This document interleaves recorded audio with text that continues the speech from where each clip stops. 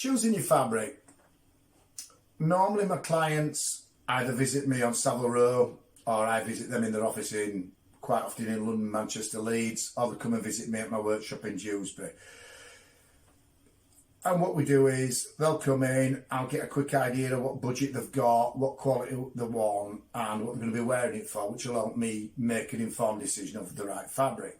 I mean, obviously we do everything, we're tailors, we do everything from tweeds to linens to wosteds, whatever you want, velvets. We do it.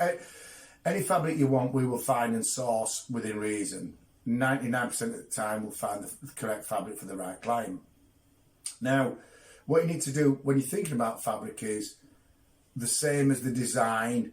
You need to think about the environment you're going to be wearing it in. So if it's an office environment, I quite like dark greys, dark navies, something classic that's not too standoutish.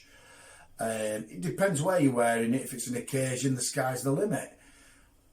Think about the design of the fabric, plain, striped, herringbone, etc. Think about your budget, how much you want to spend, how many suits you've got in your wardrobe.